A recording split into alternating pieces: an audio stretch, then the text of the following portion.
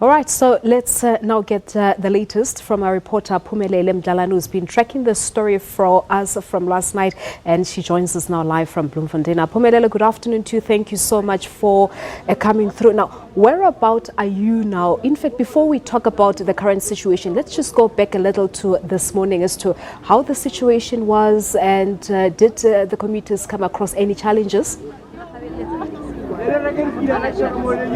Balisa, this morning, the situation I can say here in the CBD, it was at least we could see that commuters were making their way to town, to their destinations, which is work, school.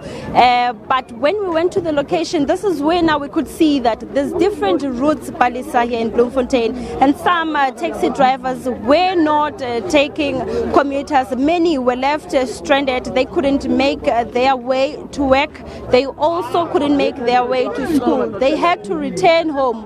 When talking to the taxi drivers on the ground, they did make sure that they're saying to us that this situation is confusing, because now that there are some that were not involved on this strike. If I can just tell you, Balisa, the strike emanates from, of course, they were mentioning that there's been unfair treatment from law enforcers, but we managed to talk to the PRO of the Taxi Association, where he made it clear that these people gave them the memorandum as the association. They received the memorandum from the taxi drivers of their demands. One of their demands, of course, saying that the interstate bus lines comes to the route that is not permitted to come to. Now, the situation is just around there, and which have left many stranded. But where I am right now, Balisa, I can say that we see taxis taking people back to the location, but we understand now that the communication that has been shared with them here, it's not the same as in the location. Everyone wonders what's going to happen now, because we could see also during the course of the day whereby other people were taken off taxis, and also to these metered taxis, they were stopped from being operational. We also could see the law enforcers, police who have been on the ground monitoring the situation, and so far it's 42 or 43 that have been arrested for public violence, and police have been using stun grenades here and there just to calm the situation. Just with me, I'm joined by the concerned residents. They've managed to make it to town, but now, Ndade, how are you going to make it back to the location? The way bonanga tinga go palamega ba tla sokola gape sister, and didn't affect the happy good miracle gona ga patale di salary fisa tlo go miracle ona chance so go pa batho ba lutse ba tshwa di taxi so that re be re sister abuti na o dula kae o tlile jwang tropong ho seng like ke filo lift ke dula mo batho but ke filo lift go tla mo topo like no yana ke tlo ka gape go location. Just one of them, Palisa, saying in the morning he made it to town via lifts. He wasn't dependent on the transportation, but now with the situation, he is hopeful that he's going to make it back to home. But I'm joined with one another here. If you can just explain, Mami, you just said you're still at work. How are you going to make it back to the location? I don't know how I'm going to make it back to the location, but apparently it seems like the situation is being sorted out in town, but we don't know, because this morning when I came to work, the taxi that took me to town, we ended up being stopped along the way, and then I had to get off the taxi and walk to town because the other taxi people were refusing for us to get to town. So we had to walk all the way to work because we don't want to be absent, as it's going to affect our financials. So at this point we are still very much confused, as we don't know what's going to happen, because the police are now gone. We don't know what's going to happen after an hour or so, if they're still going to take us back home, or are we going to have to walk to home all the way again, as everybody walked to home yesterday from different locations.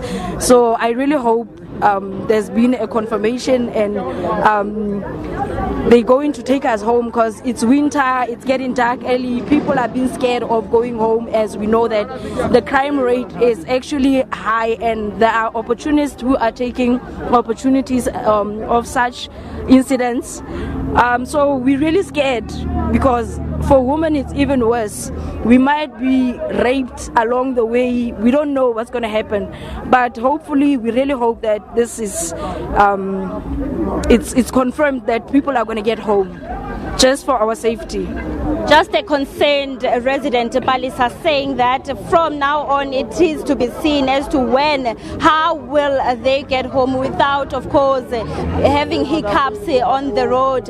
Another thing, Palisa, that is confusing, it's that the meter taxi drivers are not part of this strike, and they are saying now that they are losing in their pockets. They have to pay. They have to pay their cars. They have to pay people who are even being hired by them. But now this is bringing, of course, a confusion to them, and they are losing in their pocket. Quite a confusion thing now, Palisa. But all I can say is that we will have now to hear from the stakeholders as they were meeting during the day. We're not sure whether they are still in their meeting, but when we talked to the association, they made sure that they said to us that there should be an amicable solution, because this is affecting a lot of people that are dependent on this transportation. Yeah, indeed. It looks like there is some communication breakdown or confusion, as you say, between the taxi operators, because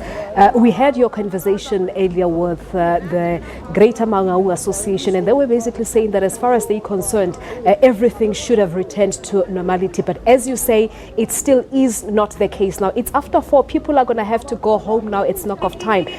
Are we anticipating what we saw unfolding yesterday?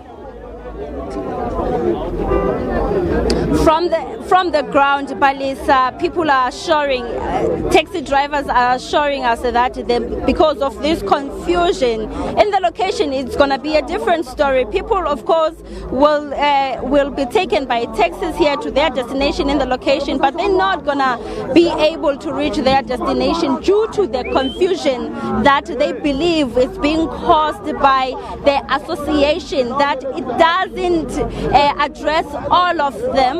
But when we understand from the association is saying that it did receive their demands. That was on Monday, and that's supposed to be a 7-day that they are given as stipulated on the memorandum. But they were surprised that yesterday this thing escalated into this, and they are also concerned that now this communication breakdown, of course, is bringing confusion to the commuters. They are more worried for commuters than what is happening with the taxi drivers, because they are saying they did receive the memorandum. They are surprised of what is happening now. All right, Aphumelele, we'll leave it at that for now.